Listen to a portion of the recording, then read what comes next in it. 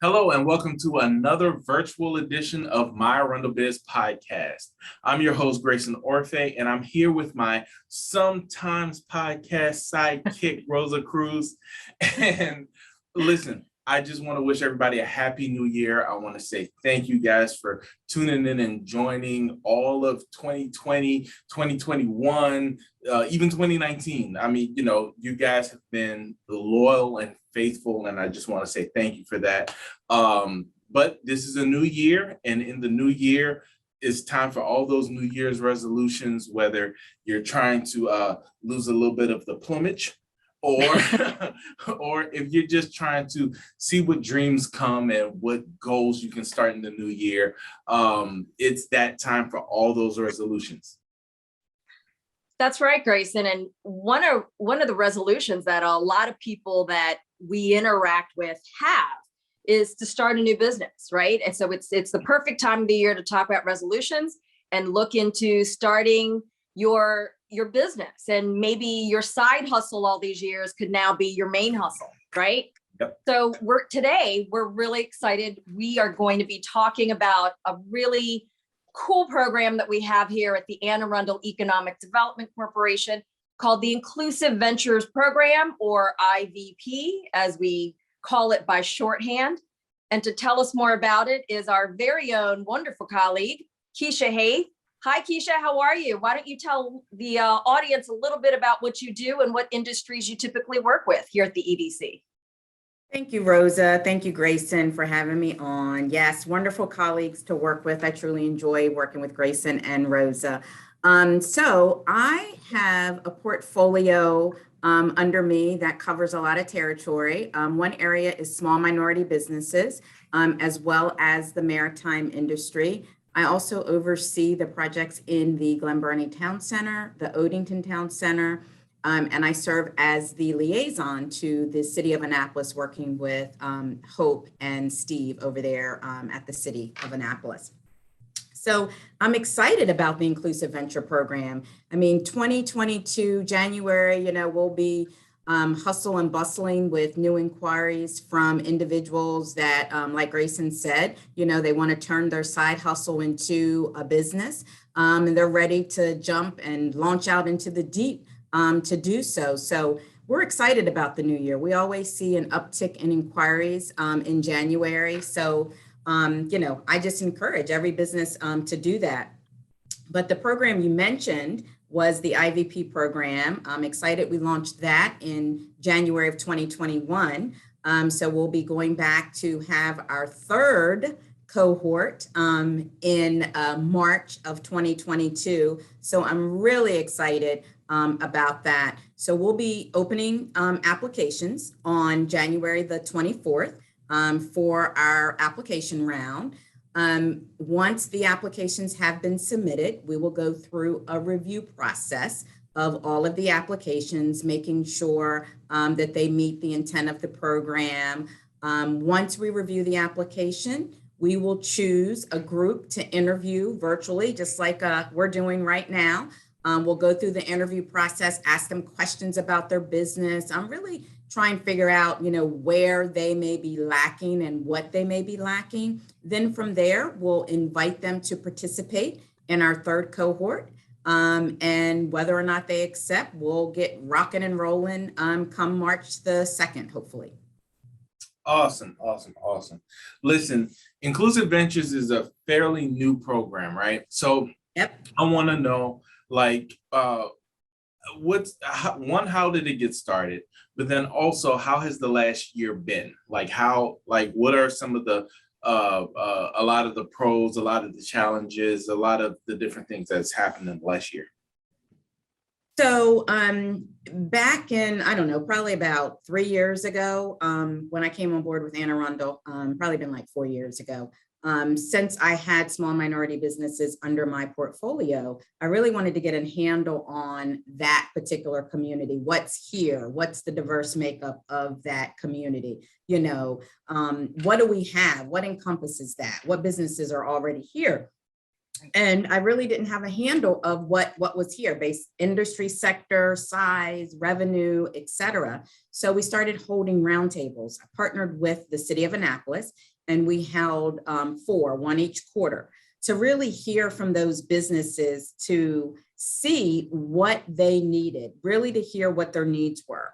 And so there were, many concerns, issues, assistance that they needed. One, of course, being capital. That has always been a need for minority businesses. And as we know, COVID has certainly increased that need for access to capital.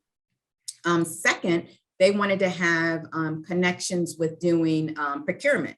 So they wanted to tap into procurement, not only with Anne Arundel, but also with the state or federal type of procurement.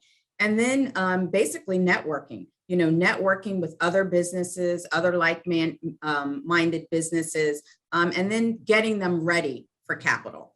Because a lot of times you may have businesses that, they know their hobby, they know how to, sew or make their product very well. But as far as the financial side with making sure they know their credit score and things of that nature, so that they're in line to access capital, was a challenge.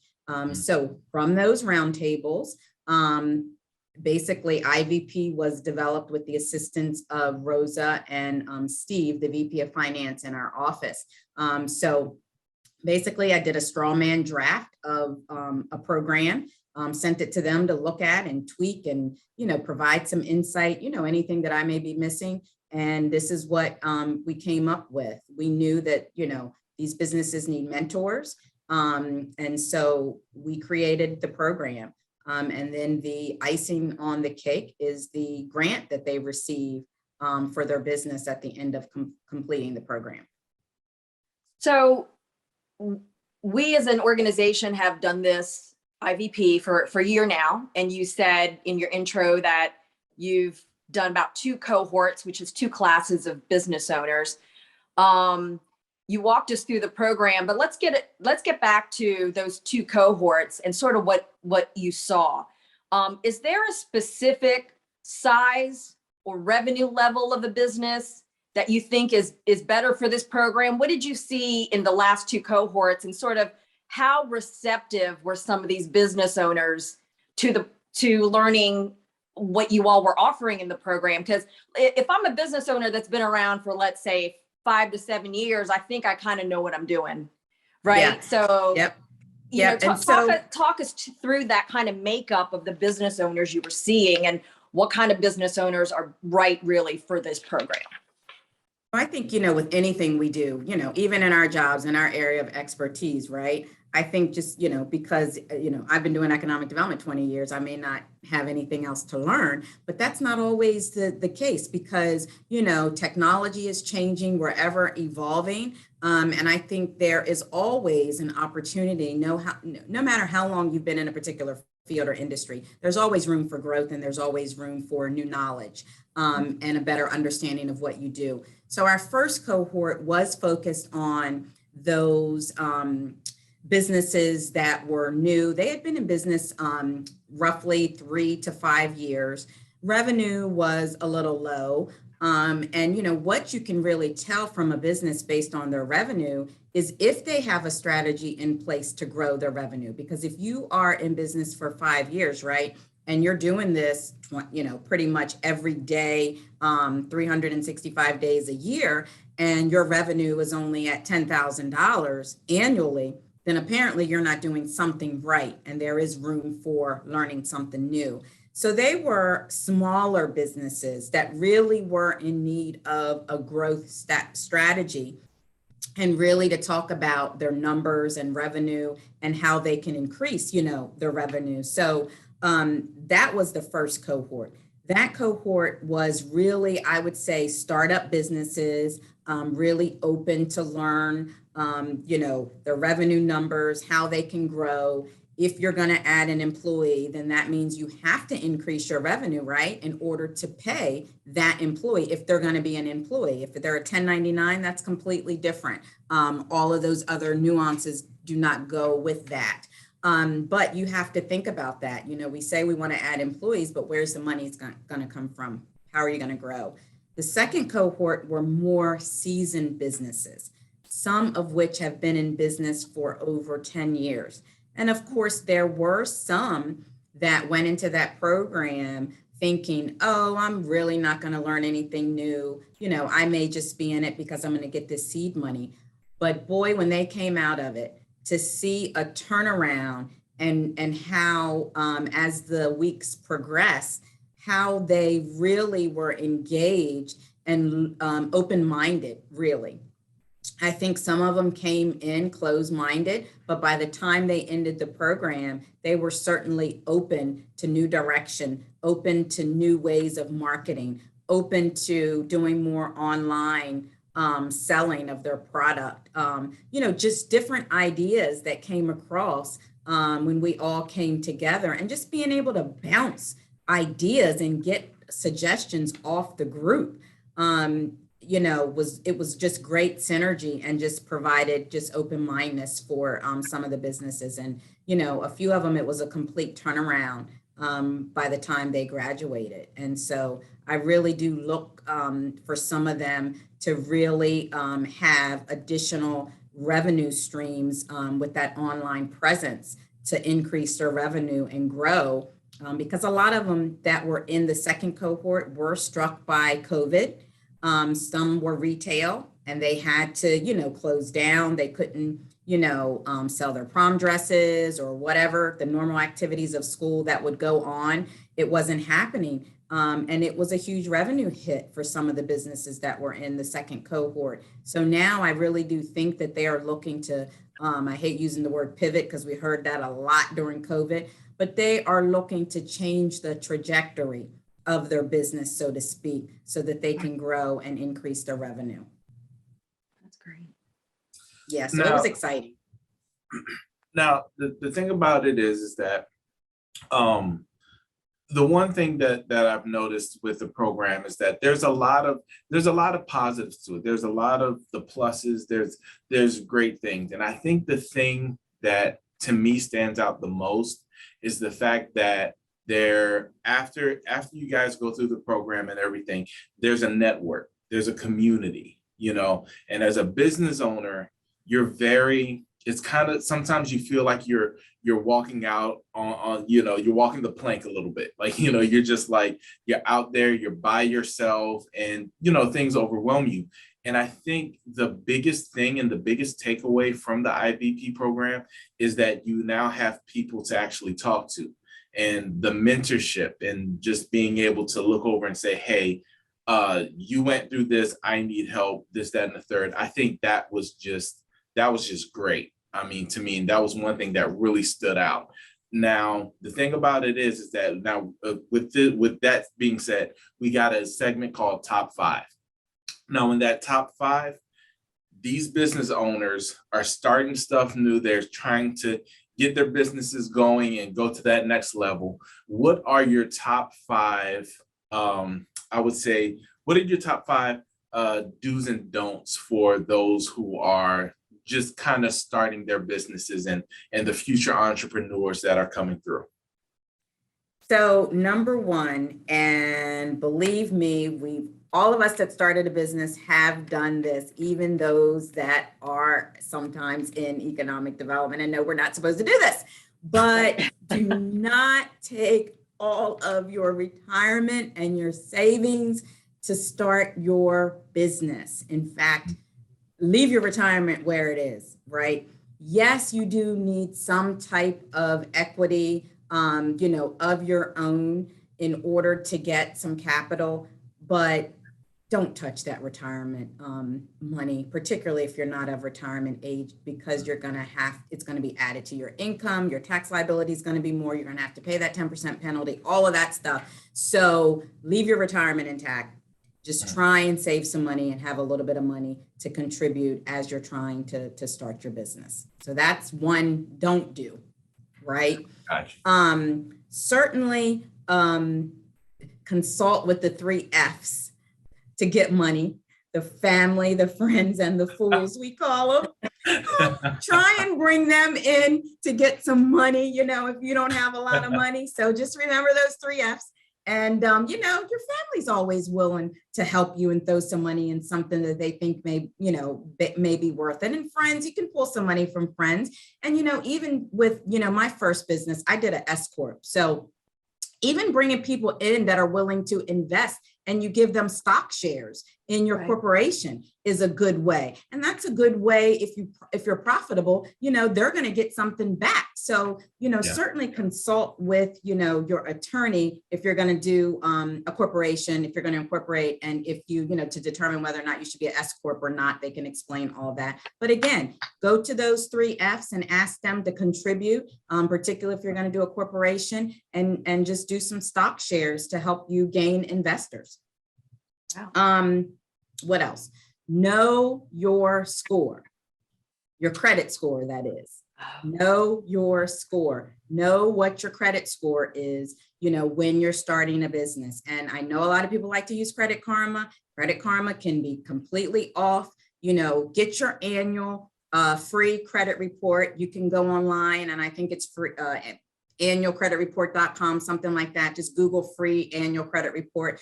Get all 3 bureaus along with your score. Make sure there's nothing on there that have, any type of adverse reaction to you getting capital. So do that every year. Do it even if you're not even looking to start a business. It's good to, keep on top of your credit report. So get that for free. It's completely free. You have to pay, I believe, for your credit score, but get that, know your score before you launch into the deep to go and ask the bank for $3 million or something along those lines, or come to AAEDC and ask us for some money. So know your score. That's one thing. And then also take the time to sit down and write your business plan, right? Now, certainly I highly recommend, working with SCORE or SBDC, but I also recommend you really sitting down and taking the time to do a draft on your own, and then go to SCORE SBDC to have them review it. I tell you, it took me forever to sit down and write my first business plan. I dreaded it. I didn't want to do it. But I'm like, okay, I'm working with businesses. I tell them that is step number 1 in moving forward with the business. So I got to do it too, right? Because at that point I was in economic development. So I literally had to sit down and do my business plan. And I tell you, it's the best thing that I ever did, because by me doing that business plan, I could certainly give real life personal advice to every business or startup that I consulted with, right? And tell them how important those projections are. Business plan is vital to getting capital. Make sure you know what's in your business plan. Please don't pay anybody to write your business plan, because you want to know what's in it.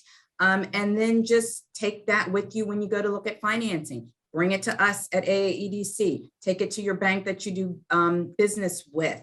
Make sure that you know what's in there and you can articulate and explain everything that's in there when you do your business plan.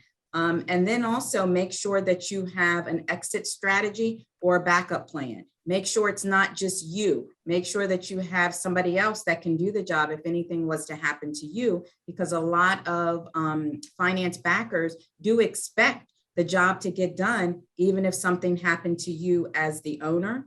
And then lastly, I don't know if this is 5 or not, make sure you have a insurance policy, for your business, right? That is very important. Not only, a plan for your business as a strategy, but also just the life insurance plan in general too for you. So hopefully that was 5. But those are some things that I have lived by when starting my business and continue to live by. And, don't just look at that business plan as a one-time document. Look at it as a living document, something that you look at every year that you're in business to say, okay, did I meet my year 1 projections? Did I meet what the intent of the business, plan was? And just to gauge where you are as your business grows. Those are really good tips, Keisha. And a lot of the things you mentioned are things that a lot of people don't even really think about, right? Especially the importance of keeping up the credit score. because it'll set you on a good foundation from when you have to go to a lender. Yep. To get that financing. There's a lot of really good tips in your top 5, I think, that a lot of people didn't think about. And I hope that they listen to you and think about that as well. So before we get going, please go ahead and highlight again the application dates for the IVP and where they can find the information. So please stay up to date by visiting AAEDC.org, and the IVP applications will be available online on Monday, January 24th at 9 a.m. So please watch our page, follow us on social media so that you can stay up to date on everything that we're doing in Anne Arundel County. Terrific. Oh, is there a deadline for the application period? Yes, deadline for applications will be January 31st at 5 p.m. So again, opening on Monday, January the 24th at 9 a.m., closing on Monday, January 31st at 5 p.m. Terrific. So get your application in. Keisha, thank you so much for joining us today. And Keisha already gave our website address for the IVP, and that's the same place as well as our social media channels where you can find this podcast interview and our prior podcast interviews. On behalf of Grayson, my sometimes co-anchor, thanks for joining us today, and we will see you on another episode soon of the My ArundelBiz podcast. Take care, everybody.